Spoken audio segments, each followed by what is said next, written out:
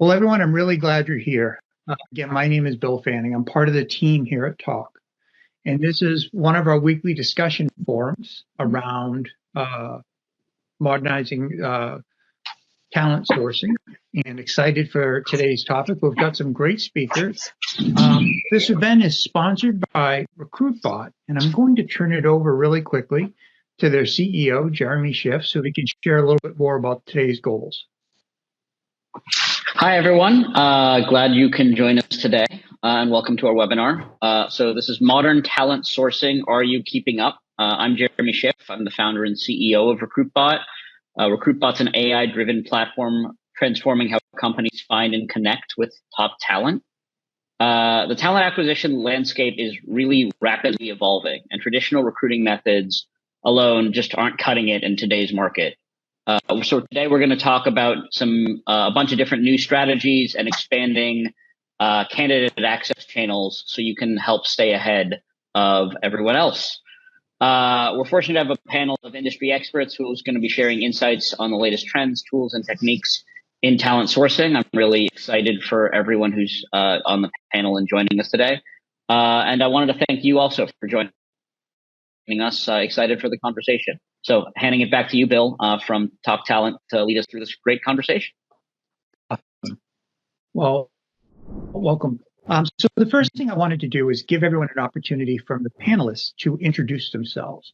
So I'm just going to put a quick speaker introduction slide up. And PJ, maybe you could start and we'll flow right through in the order of the slide. And everyone can give a quick introduction and a little bit about their background. All right, awesome. I appreciate that, Bill. PJ Ladors. I've been recruiting for, I guess, going on 24 years.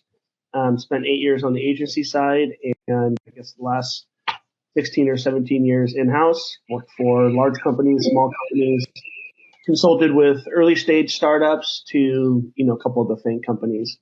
And just super excited to be here with this panel. Awesome. I think you're on mute, Christa.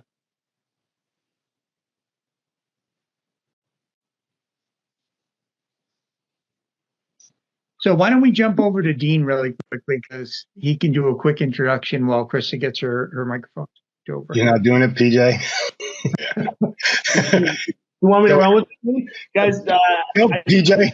Dean needs no introduction. We call him the uncle of sourcing for a reason, because he's been a proactive member of this community in building out tools, resources, and training for, I should I put a number on it, Dean? Do we want to go? It's a big number. So I don't know if we're allowed to put a number that big on the board. But Dean's been doing this since the 90s. I've known Dean for 20 plus years. It's been a really inaugural member of the recruiting community and sourcing community for a long time. So he's one of those guys, if you need help and you ask Dean for help, Dean will help you. So he's one of the good guys in the industry for sure. Awesome. Can you hear me now? Christa, we can hear you. Yeah. Woo! Yay. Okay, perfect. Always a great time to have computer issues right when you're starting a webinar, right?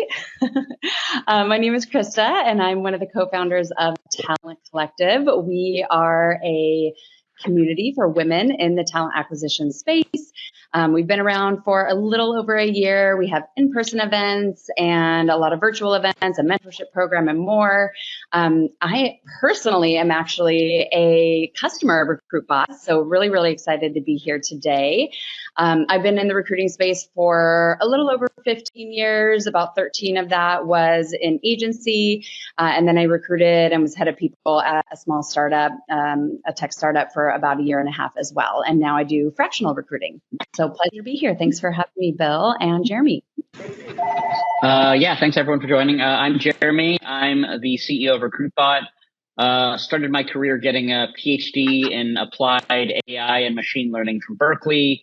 Started a couple of companies. The last one I sold to OpenTable, where I was running machine learning and data science, and learned a lot about how hard it was to hire for larger companies and some of the challenges therein. And so was motivated to start Recruitbot basically to make a tool that was a lot easier to find and engage with really great talent with a lot less effort with a lot more control. And so been in AI for 20 plus years and then been recruiting for about 8 now.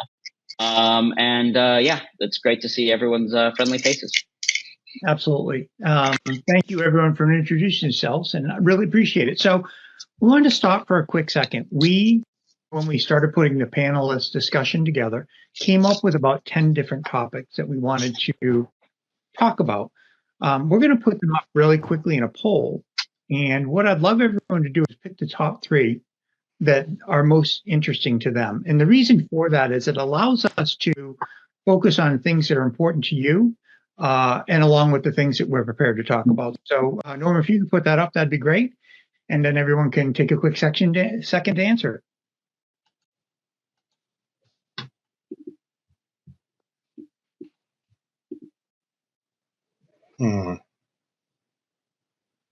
I don't think this is working the way we want it to work. Is anybody having a challenge? So if you select it for column 1, it's your top choice. Yeah, is anybody figuring that out? Mine, for some reason, is not working. Assuming that's the way it would work, it would be counterproductive to have a 1 and a 2 and that not be the way it works. Yeah. Okay, y'all got me thinking way too early in the morning. I think you have the opportunity to choose more than 3, though. Oh yeah, I'm already up on 4. All Trying right. to decide. You know what? I'm just going to press them all in here in a minute. Wow. Other than one thing I I did. also cannot submit. Yeah, it won't let us submit. Oh, well, interesting. So, If you scroll down, you have to answer all of them. You have to complete the survey. oh, you have to select a button for each row. Okay, sorry about that. Yep, just got it. All right. Well, while we're finishing that up, we did have one question that we wanted to start with. And Christa, you are first up on the docket to spend a little bit of time talking about it, but everyone else on the panel can certainly add their thoughts.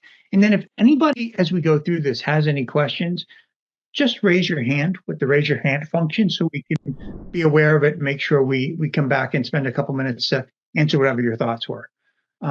So the first question, our opening question, is that talent acquisition is evolving rapidly, which personally I think is insane. The life cycle of products is shortening. The emergence of new technologies coming in is accelerating. So when we think about, sorry about that. Well, I'm just going to stop the screen here because the panel is putting up a fight. Well, would you say is the most significant shift you've observed in the past year in terms of its ability to impact your approach to sourcing candidates? Sure. I've really been fascinated by seeing some tools out there on the market that claim to completely erase like one entire screen in the process. So, for example, it might be, some kind of interviewing tool that it essentially replaces the phone screen or the recruiter screen in the very beginning of the process. The recruiting process. So this can be obviously very controversial. I think, with all of the AI innovations out there, there can be this fear that AI is going to take over recruiting or take over our jobs, which I don't agree with. But I think what those tools can do and how they can be beneficial is when you're running a lean team, right? If it's just you and you get 1,000 applicants overnight and you need to whittle that group down to 100 people, right? Or even 50 or 30. So I think there can be a place in the market for solutions like that, but I think like completely taking out a piece of the recruiting pipeline and funnel can be a little controversial, but I'm seeing that a bit in the market right now. Awesome. Anyone else from the panel have any thoughts they wanted to add to that? Yeah, so the basis of the question, Bill, was like really the last year, right? Kind of forward is. Yeah. Yeah, I think there's 2 things that stick out for me. One, huge abundance of really amazing talent. So I think we've definitely, as recruiters, seen a huge spike in our response rates, regardless of what tool or platform or social media you're using, there's just definitely driving there's much higher interest in terms of opportunities. And I think the second part, though, as it relates to AI specifically, I'll just kind of flag this because it's the first time I'm having these conversations with the business, and we're talking a lot about the tools the candidates are using. And I'll pick on you, Bill, but glasses. It's been flagged a few times that the interviewers can see people flipping through screens really, really fast, or using the tool in the background to answer questions. So we're starting to see, and I think ethical AI is one of the conversational pieces downstream, but from a candidate perspective, certainly an amazing level, like amazing response rates have spiked, but the use of tools and how candidates are interviewing has also spiked.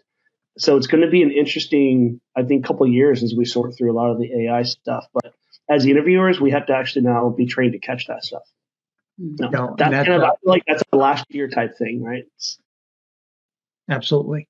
So yeah, one thing I found that's really interesting is like to sort of double click on Christa's point. There's sort of two major approaches that I'm really seeing in the market that are sort of battling it out. One is trying to completely replace a part of the process with AI, and the other is trying to hypercharge a recruiter's activity, or frankly, an interviewer's activity, to PJ's point, with AI, right? And so you could imagine that a bot is going to represent the interviewer the same way that the bot is going to represent the recruiter for the first phone screen, and things are going to get really weird. But from my perspective, I think the augmentation is definitely winning out more. I think there's just been more adoption and interest in how do I go and do things faster. And so from my perspective, a lot of the, especially generative AI that allows to do things like automatically set up my search using a job description, or automatically write emails for me, or let me modify the emails rapidly, or help me in the interview side, help me sort of understand what questions I should be asking in a domain I don't really have a lot of expertise in. These are areas where I'm seeing a lot of excitement and adoption. So since that door has been open, we might as well get to it a little sooner. First of all, my soapbox statement, AI. No C3PO behind me, no data, there is no AI. What we are doing, and I think Jeremy will agree with, is more of I call it AI, machine learning on steroids, but you can call it whatever you want. There isn't really a true AI. Therefore, replacing recruiters is not going to happen.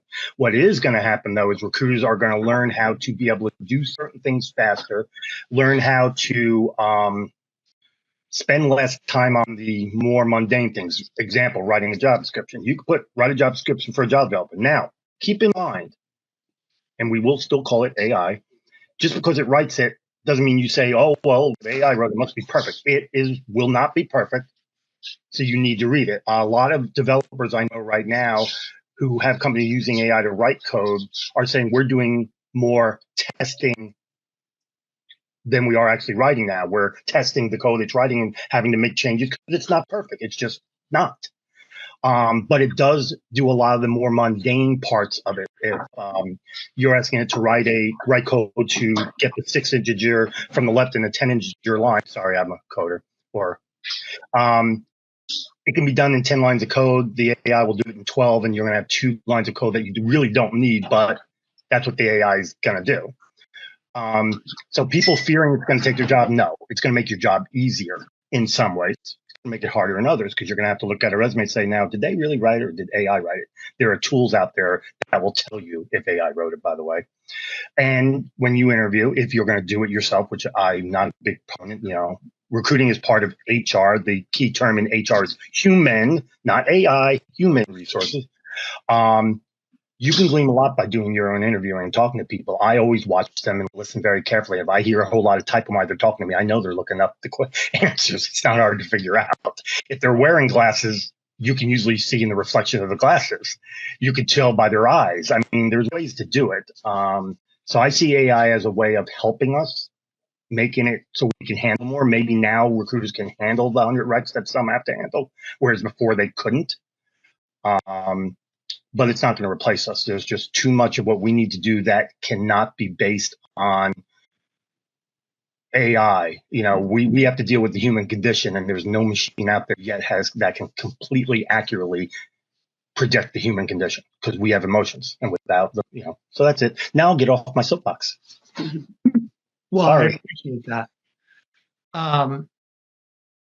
And I think you all made some great points. I mean, I definitely am very interested in how AI evolves in the interviewee process. I actually saw a company recently receive a sizable seed round or A round that is turning candidate avatars into your interviewer, your persona as you're being interviewed via a Zoom call. So it's taking some of the AI capabilities and the video avatar capabilities and combining them, which is a little scary to me, but it's interesting to see how that can develop. So as we were looking at the poll that we just took, challenges in sourcing came up as the biggest or number one thing people wanted to talk about. So I wanted to turn this over to the folks on the panel. And what are the biggest challenges you're facing when expanding recruiting channels? And how have you seen people effectively overcoming some of the challenges that they're experiencing? Well, go ahead, Christa. Oh, I was just going to say, I think people have to use multiple tools now, right? It seems like a lot of people are combining the use of, let's say, LinkedIn Recruiter Lite, or regular LinkedIn Recruiter with a tool like Recruitbot. Like Recruitbot was something that I always went to first. And it's, really was kind of like my source of truth for sourcing. And then, if I needed to drill down, or if I needed a second set of eyes or a second place to go search, LinkedIn Recruiter was somewhere else I could go. I was using Lite at the time, but I've seen a lot of people say that, it's kind of like you have to use several tools at once. I agree with Christa. I'm always a big proponent, and I kind of put together the tech stack for most companies I've worked for, of having two that can. If you look at the sourcing life cycle, there's things you need to be able to do. You got to be able to research. You got to be able to source.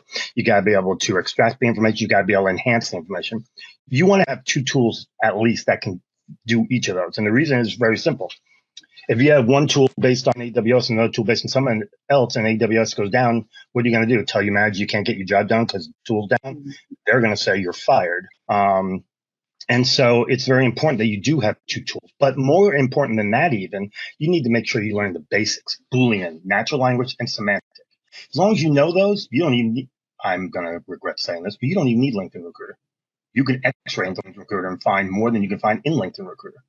Not saying you shouldn't have it. I'm just saying you don't have to.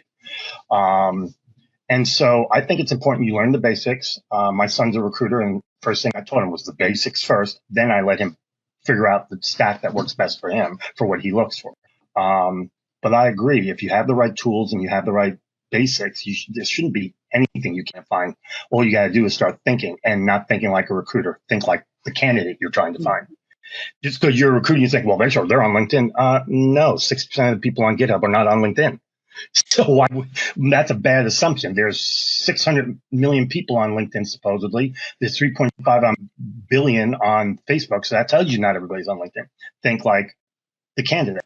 If the candidate's a data scientist, go to data scientist sites like Kaggle. If the candidate's a job developer, GitHub, Stack Overflow. Not picking on tools. I'm picking on sites right now. If I want to pick on tools, Recruitbot is an excellent choice. I did a video on it. I happen to like it very much.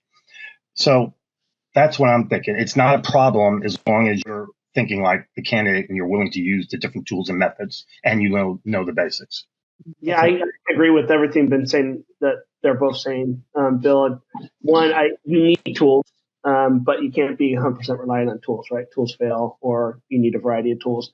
So I often find that sometimes we just live in two different extremes. One, we're too reliant on the tools. To Dean's point, you still have to learn the basics, understand the basics, make it operate, and continue to source and continue your momentum that you need to create for your requisitions and your hiring managers and your clients. You need to be able to do that for yourself, but tools are going to enable you to do that a lot faster, right? So you do kind of need both of those things without living in the extreme of one or the other. I think only sourcing one way, so another. That's just the adaptation of sourcing and recruiting over the decades. But the second thing I think we don't talk a lot about is data integrity. And as we move between different tools and different systems, is how are we tracking? How are we staying organized? How do we how are we being visible in our efforts? And this is one of the downfalls of great tools is how integrated are they? Are the tools talking? Duplicate effort, duplicate candidates. When you're in a bigger organization like mine, how many other recruiters have reached out to that candidate, right? How are we tracking that? So there's a lot of different ways to like cut up the challenges, but as the overall theme is always going to be more and more and more, recruiting is going to be more lean, and the expectations are going to continue to grow.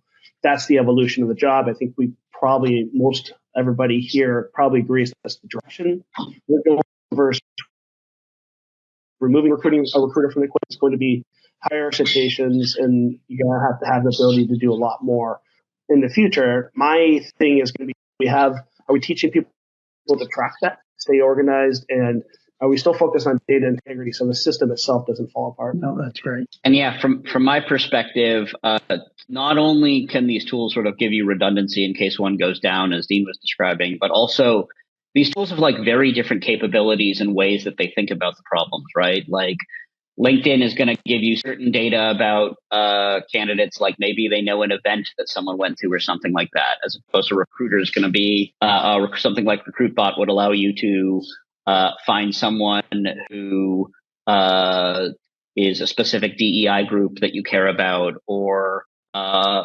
help you expand your job titles beyond the ones that are sort of going to be defaulted on LinkedIn.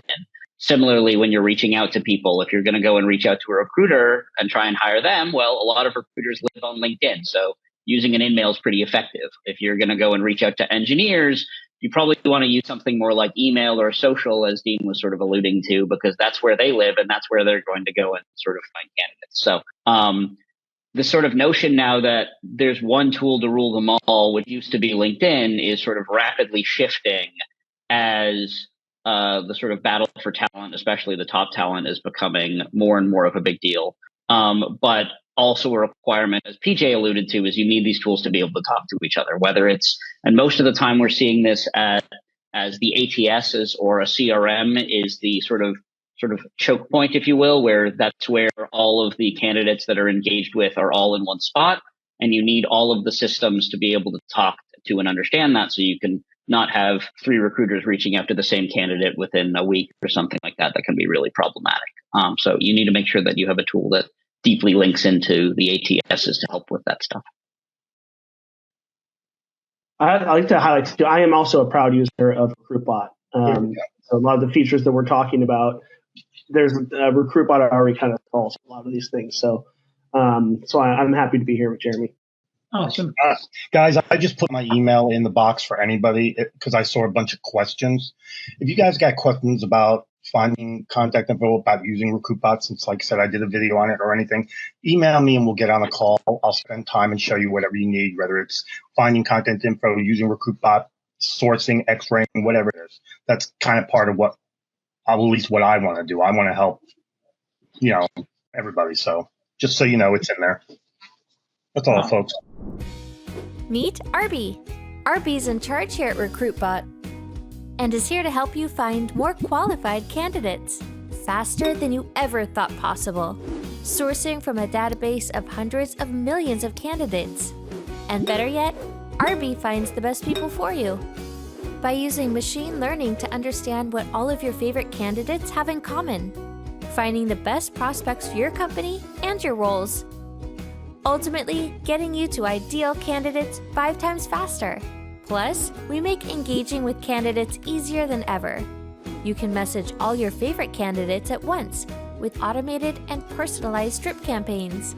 Arby provides you with end-to-end metrics, so you can improve your entire process and get from search to hire faster and more efficiently, saving you time and money. Ready to meet Arby? Schedule a demo today. That's great. Well, this is a great conversation to move us to a next question, which I think is very tangential to this one. It's around inbound versus outbound recruiting. So the question is, and I'm sure that if anyone's looking at LinkedIn or any platform that talks about this, there's a lot of debate about inbound versus outbound. So I'm curious from the panel, do you believe that inbound recruiting is becoming less effective? And if so, why? And how do you balance those strategies out between your inbound and your outbound efforts? Yeah, I can start with that one, Bill. And I'm assuming we're talking about like applicant referrals compared to sourcing, correct? When we say Or inbound. people who apply. Yeah, okay. Basically, you're not going to get it. Make sure that the channels were all on the same page. For me, I'm a huge advocate for inbound because I think, especially as somebody that did a pretty extensive job search within the past year window, found myself on the outside looking in. I just found that that's probably reverted 10 years. Companies are overwhelmed. There's going to be too many applicants applying to jobs they don't qualify for or in locations that they don't want to work. The whole system is like really overburdened. But I think historically, I've worked with enough recruiters that don't value that inbound versus their outbound. And I think there's that general, a little bit of attitude from organizations that I can find something better for myself versus what's coming my way. And I've never had that attitude. That bias sometimes creeps up in the way that we operate, especially when you just got done looking at 500 applicants. But I tend to want to really tamp that down. For me, I strive for what's called a balance. And when I created this 30-30-40, it's 30% of your hires by way inbound, 30% by applicant, 40% by applicant, 30% by applicant, 30% by referral, and 40% by sourcing. If you can achieve, it's not a hardline goal, but if you can achieve anywhere close to that level of balance and diversity in your talent pools, the job becomes a lot easier. You're not over-reliant on one thing, like being over-reliant on a pool or being over-reliant on your self-skills. That kind of makes that really balanced 360 view of the market. So now you're capturing everything the market has to offer. So the balance between those, in my opinion, is absolutely critical and should be a goal that's measured by every recruiter, not the organization, but by the specific recruiter and their activity. Yeah, but that shouldn't be a hard. Your numbers are right. You're trying to keep that. Yeah. It's more of a goal than an actual. Hey, if you don't meet this thing, you're getting. Yeah, personal goal. Yeah. It's not. It's not something where like you're 39% and you're a failure, right? The rule of thumb, I think Sherm says 40 to 50% of your hires should be referrals in a healthy organization. That is debatable. Depends on what industry you're in. Depends on the market because the market can dictate that a lot.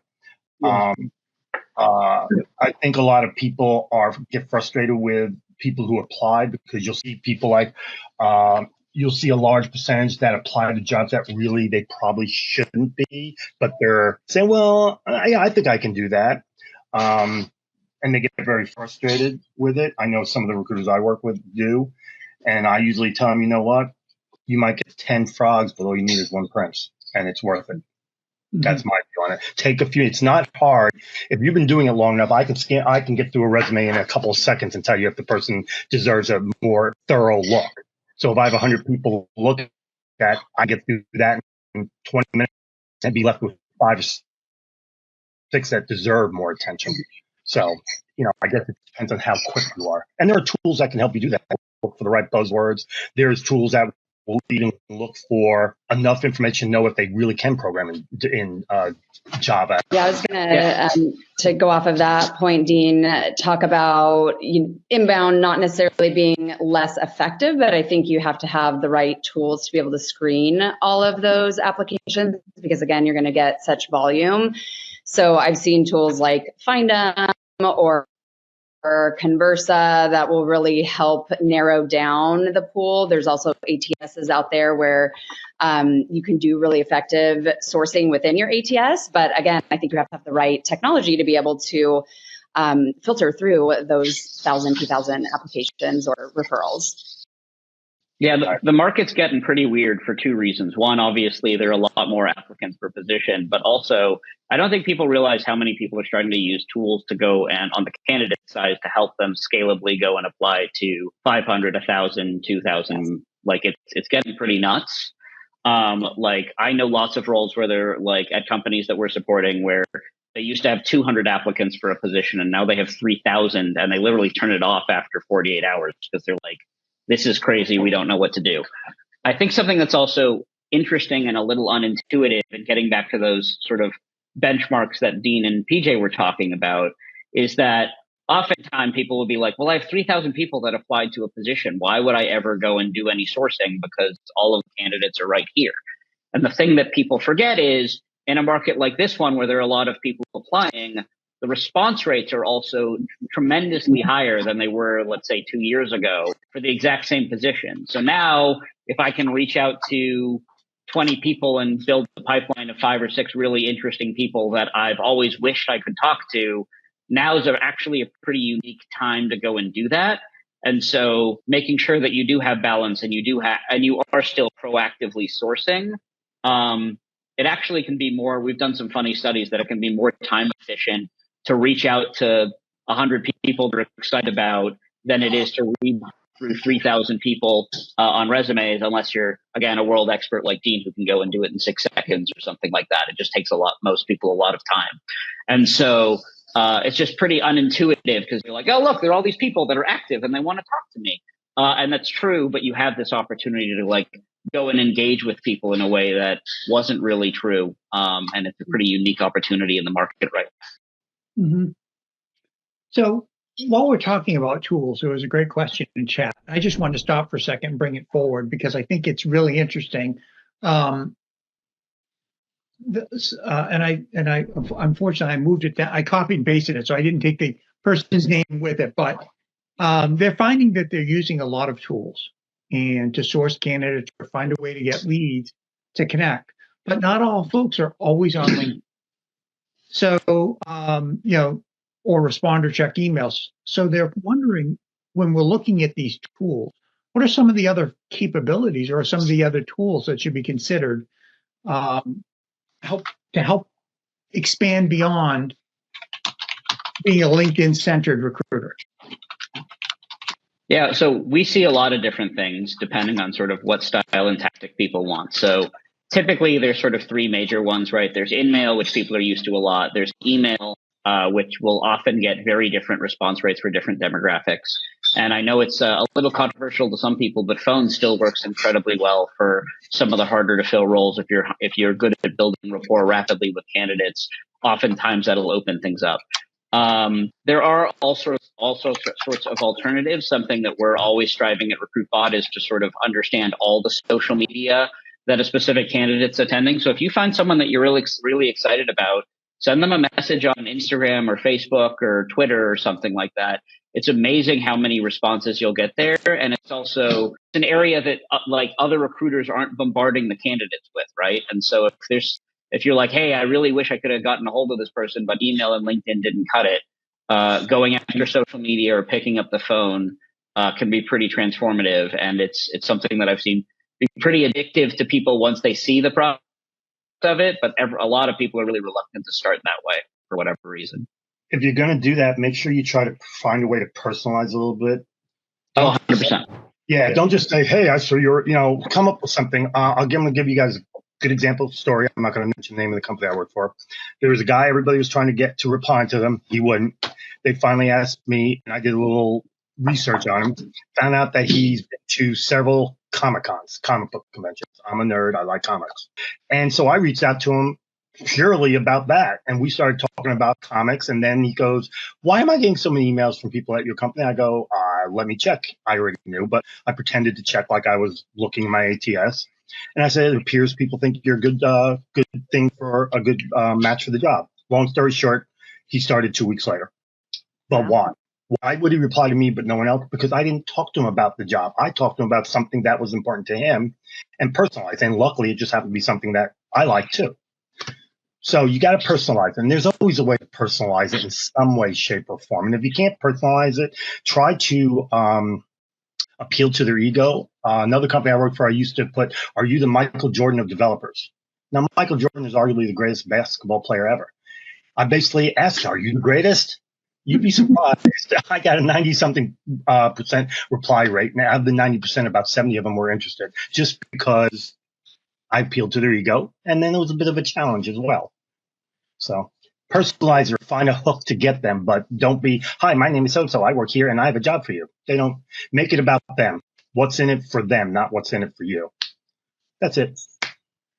Yeah, I actually interviewed with a company last year, like on this like specific topic of emailing, and I could tell they just wanted to, we did like a role playing, and I kept saying like, look, I'm going to leave it simple. I'm going to leave this messaging very, very simple. very direct to them.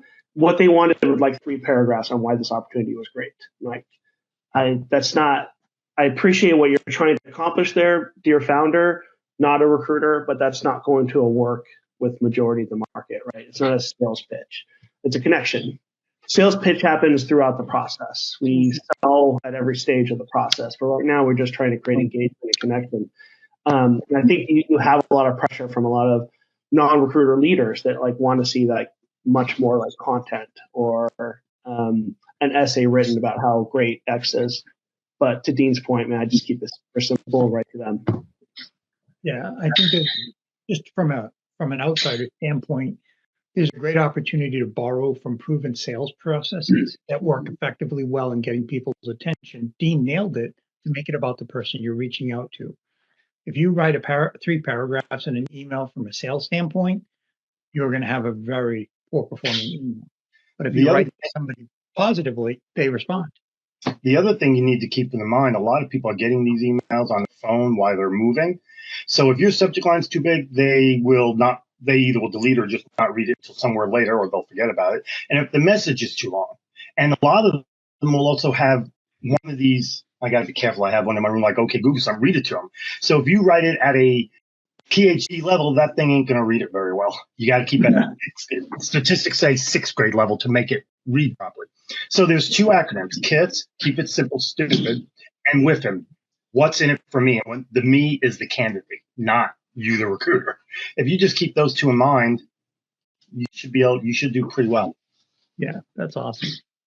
So I think a great transition question that also is ranked fairly high, because we're talking a lot about tools and different platforms or things people can use, is around technology adoption, right? So if anyone went to Unleash and is now going to go to RecFest or HR Tech, you're going to see the process of how fast technology is advancing. And so it creates a great opportunity to go try new technologies. But how do you evaluate them and to decide what recruiting technologies you should adopt? And maybe as you're going through that, talk a little bit about a success or a failure that you've been part of or experienced to help give some tangible data around, okay, this is how to do it, and maybe this is a way not to do it. I can jump in quickly on that one, Phil, and I think probably Jeremy can give a more detailed answer. But if I'm going to get Jeremy on the phone to discuss RecruitBot, the quickest way for him to identify whether that tool is a fit for what I need is for me to understand what problem I'm trying to solve. Right, so I think it's a very similar approach to anything in business. What is our problem? What are we trying to solve? And then will the tool solve for that? And then you can go into like how great the tool is and the bells and whistles and everything else. But I think you tend to think about it sometimes recruiting a little bit in reverse. I want a great tool, but why? Why do you want a great tool? What's that tool going to solve? When we go to that mindset, I think we go back to the older mindset where companies would give recruiters tools and the recruiters wouldn't use them. And that wasn't that long ago, guys. 4 or 5 years ago, I can remember plenty of tools at plenty of organizations that nobody ever touched, or maybe we touched 2 to 3% of it. In today's world, I can't even fathom the idea of not using a tool, of getting a resource from my organization and then just not using it. So it's a radically different world. But so I think it starts with what's the problem we're trying to solve, and then identifying the right tool and fit. So when you get on the phone with Jeremy, he can tie that back to how they're going to solve that problem for you, right? That's his time. Yeah, I really agree. I think there are 2 themes. One is absolutely like, what is the pain point you're having, right? Hey, engineers aren't responding enough on LinkedIn, so we need X, Y, or Z, or I really wish I could target using this capability, or I need a way of getting market mapping and better understanding where we're going to build out new offices or whatever it is, right? There's usually very concrete problems that you're trying to solve, as opposed to the like, hey, we need AI. And I always go to people like, what does that mean? What problem are you actually trying to solve? And then let's work backwards with what the tool can use, and maybe AI can help. Maybe something simpler can help. The other, though, is to PJ's point, is about adoption and buy-in. So something that's always been really important to us is if we're doing any sort of trial, we always get sort of all of the different levels of stakeholders involved in the trial in the beginning and making sure people understand the value. So this is leadership needs to understand why this is valuable to them, and the people who are using the tools every day need to understand why it's valuable to them. And if both groups aren't bought in, then you're not going to get the level of adoption that you need in the organization. Leadership isn't engaged, then obviously you're not going to get the support you need, or like, hey, we need to get someone from a company like Recruitbot to help answer a question or whatever. You want to make sure that that's something that's strategically relevant and important, and is something that the team needs to sort of holistically do, because obviously you also, having more members of your organization using the tool makes it easier to sort of unblock each other. And then if the recruiters aren't involved, it's sort of a no-brainer that it doesn't matter. No recruiter. What's been really great is seeing a shift where if recruiters don't want to use tools, they just don't use the tools. And so you need the recruiters bought in from the beginning that are excited to go and use it, with making sure that they're open-minded enough that they're willing to try something a little different than, oh, I've used LinkedIn for 10 years and this has been good enough, and so I'm just going to stick with LinkedIn. You're going to wake up in a year or two and be very behind the times. Jeremy, can I ask a quick question on that? Because I am curious. Sure. Because you've got a lot of people on the panel here that love tools. Not a lot of recruiters love tools. I don't know what the majority or minority sits in terms of tools, but are you finding that a lot of resistance at the recruiter level for the tool? Like when you're at that stage of adoption, are you finding it varies dramatically. Like I continue to be surprised. There are people who are like, oh, this is the best thing since sliced bread, and I'm going to go spend all of my time in it, and things invert, and they spend more time in something like Recruitbot than in LinkedIn.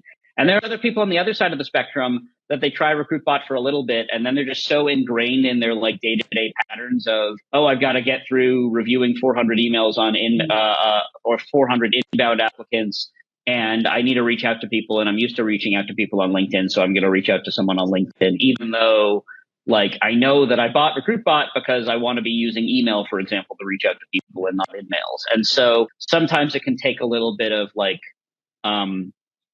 it's not that people don't want to embrace it. It's more that like people need to change habits, and changing habits can be hard. And so making sure that people are like, okay, I'm going to make a concerted effort for the next 2 weeks that when I'm doing sourcing, that X% of my time is going to be in a new tool. That can really sort of shift things in a really productive way. But that takes a commitment from everyone involved. Some people love new tools, and some people are terrified by them and think that, again, it's also this unfortunate misnomer that there is a third of the market that's just trying to like replace recruiters. I don't think that's going to work. I haven't seen those go-to-markets be effective. And to be clear, I've seen companies the last 8 years of Recruitbot, I've seen lots of companies come and go that are, we're going to use AI to just replace the recruiter end to end. And frankly, none of those have really been all that effective. If we talk about the ones that have been really effective, they're all giving recruiters superpowers and allowing them to move faster and think they're at higher level and sort of do more recs, et cetera. And so sort of really embracing that and sort of continuing to see that advantage. But I think we're also at a weird transition point. It's almost like the people who were using Rolodex cards to go and interview or to go and find people, and then the internet came around and things like LinkedIn came around. And a lot of people were still using Rolodex cards while a bunch of recruiters were using LinkedIn.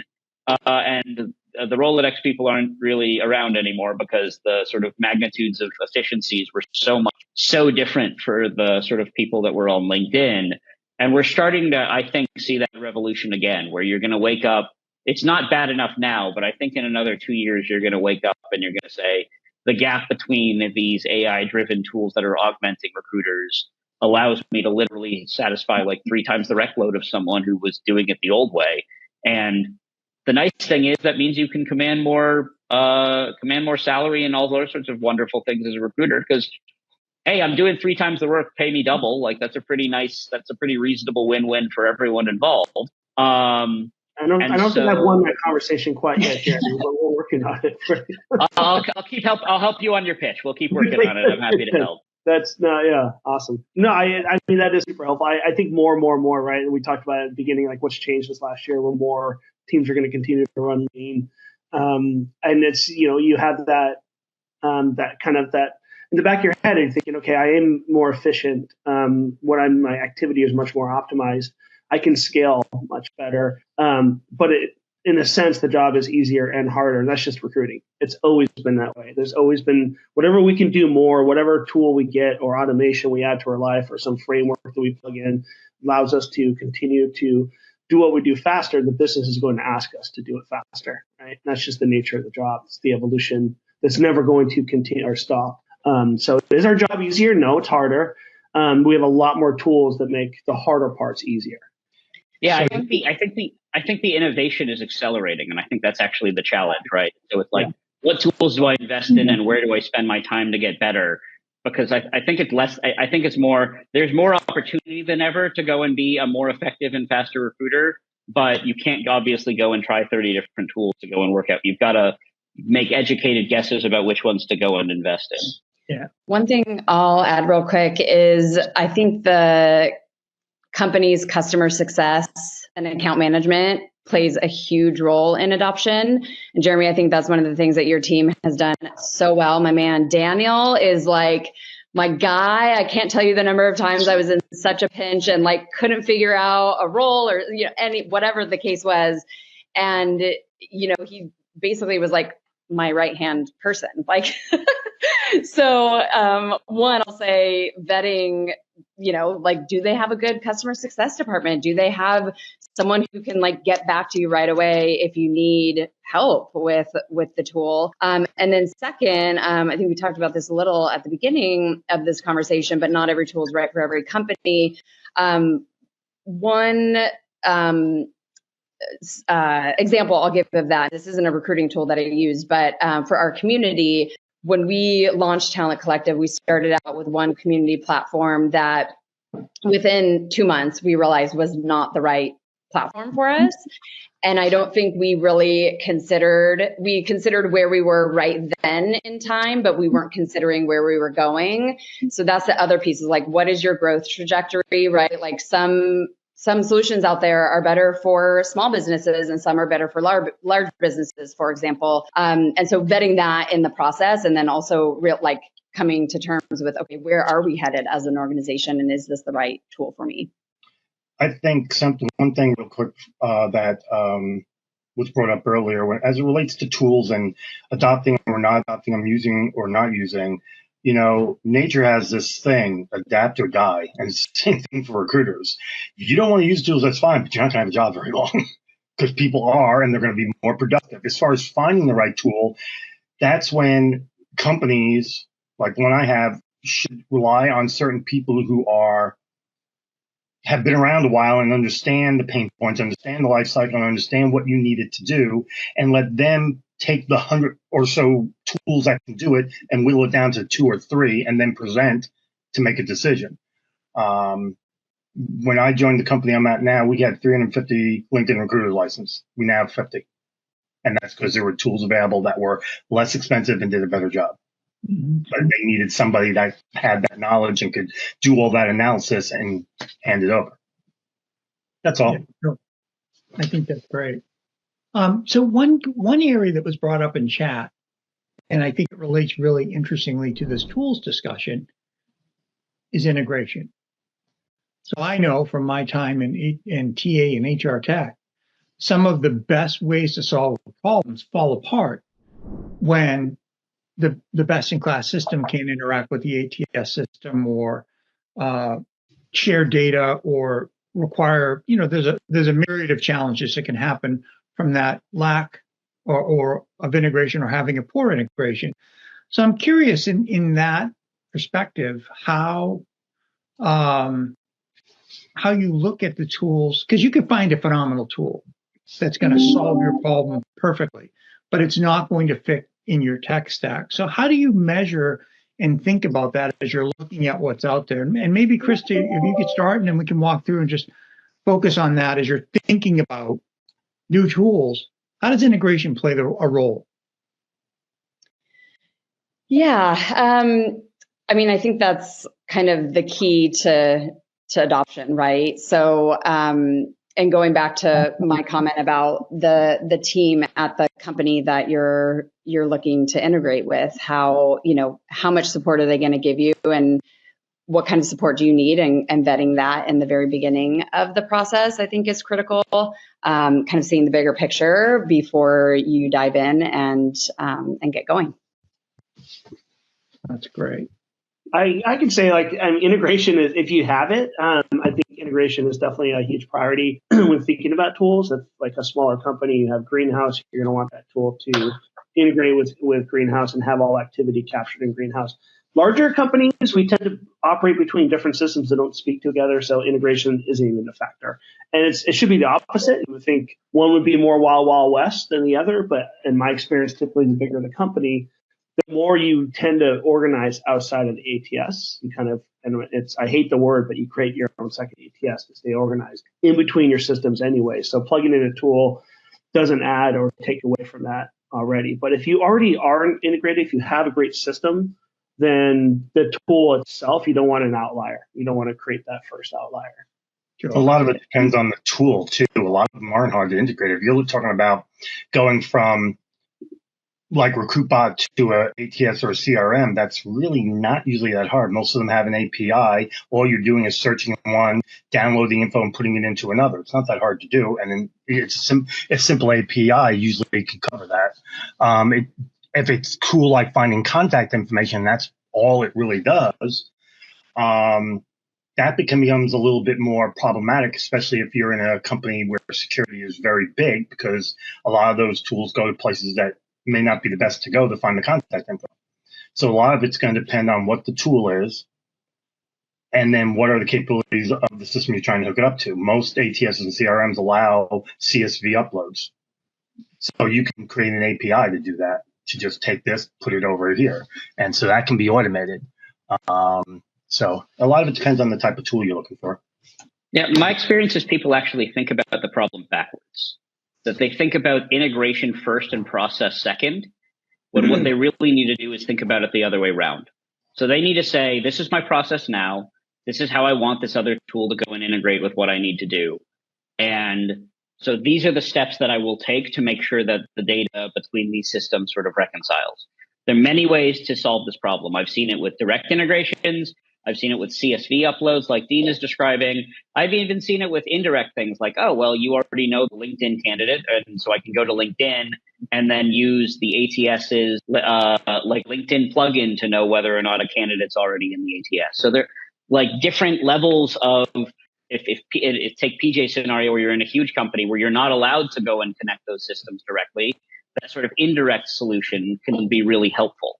And so really being thoughtful about like, hey, this is the process that we have, and talking to your vendors about what are the best practices given the limitations that I have to go and do that, as opposed to the number of companies that I just say are like, do you have an integration with X? And I'm like, yes, and they're like, great. And I'm like, wait, there are like 8 different things I could do with that integration. What do you like? It's not checking a box. It's like, what specifically do you need for your specific workflow, and making sure that it's accommodated, right? And different recruiters have incredibly different workflows. It's actually one of the things that we learned the lesson the hardest in the first couple of years of Recruitbot, is we started with the grand unified theory of recruiting, and we're rapidly learned that there isn't one, and that there are definitely best practices and worst practices, but recruiters work in wildly different ways. And so you need tools that can accommodate the workflows of the individuals. And so starting the process and then backing into the integrations,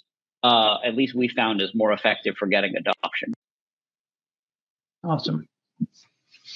Well, folks, we have 5 minutes left. So what I'd love to do is ask one final question for our panelists to spend a couple seconds helping put some thoughts around. But to the panelists, if you could give one piece of advice or one suggestion to the talent acquisition leaders that are here who are looking to modernize their recruiting strategies, what would it be? What would your guidance be in that? If you were asked that question. One thing that I see a lot of the women in our community doing is they join peer groups within the community, and so they're in niche groups of similar company and size and stage of, whether they're startup or enterprise.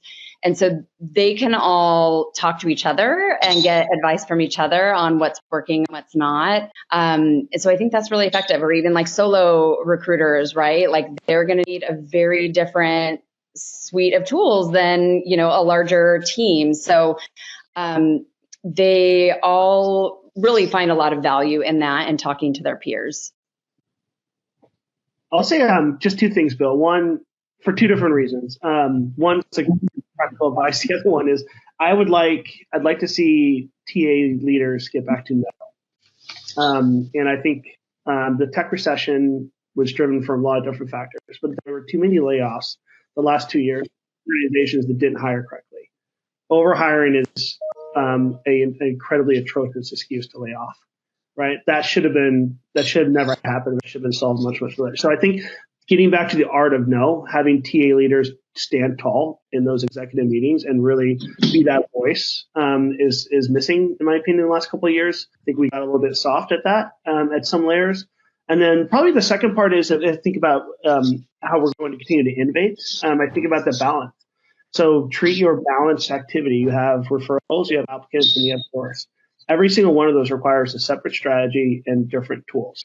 One tool can do most of the work on all those ones, but you have to have an idea of what those numbers are and a collective strategy towards achieving those numbers and use tools and resources along the way. But they require different, it's a different muscle. And it requires a different, potentially different set of resources. So think about how you're going to handle volume and keep that balance across all of your talent channels. And then stand taller and say no more often. We need to get back to that. We used to be actually interviewed on that, Dean. Remember that back in the day? And Christa, they would ask the recruiter, they would test your ability to say no.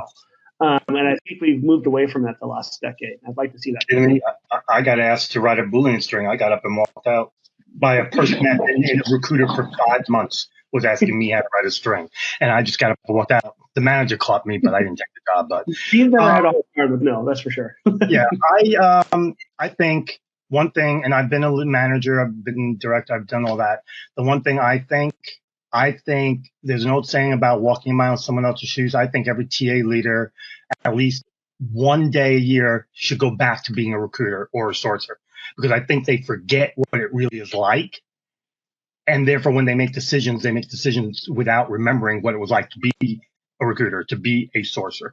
And I think if they just went back just one day a year, a couple hours of recruiting, a couple hours of sourcing, they'd start remembering everything, and then it would allow them to make a more informed decision for the people actually doing the job rather than what they think is happening. Because I know a lot of leaders and managers who just don't remember what it was like. So I think that would be a great thing to do. Yeah, and from my perspective, just getting out of your organization, and just continuing to talk sort of between recruiters, sort of similar to what Christa was saying in terms of peer education and that sort of thing. The easiest way to keep abreast of all of the stuff that's so rapidly changing is leveraging people that are already spending a lot of time, right? Most people in our network know a couple of people or tools. Leverage their energy so you can say, great, I've seen these 20 tools. Which are the 2 or 3 I should really go and spend my time with? And that can be really helpful in not only just what should I ask, right? Like what are the gotchas that wouldn't even occur to me that are going to be sort of context specific to your specific organization. Awesome. Well, guys, I'm putting up on the screen because we're coming to the end of our time. If anyone who's attending would like to have an ability to dig a little bit deeper in the conversations or the topics we've had, you can schedule a 20-minute call with Jeremy himself. He's a wealth of knowledge and absolutely can help dig into this a little bit more, whether it's just the practical recruiting stuff or a little bit more deeper into RecruitBot itself. Which is awesome. And from the community standpoint, I'm glad you're all here from Talk. This is absolutely our primary mission, is to create a venue where recruiters, talent acquisition leaders can come together, collaborate, connect, and evolve in the practice of talent acquisition. So super excited you're here. It is 2:00. So thank you everybody very much for coming, and appreciated everyone's active participation, great questions in chat, and we'll be getting together again soon. So we're excited to see you on our next session. Thanks everybody. We're going to shut the call down now, and to our panelists, thank you very much. I think that was amazing information you shared with us, and definitely a situation where I've walked away with a couple new data points, which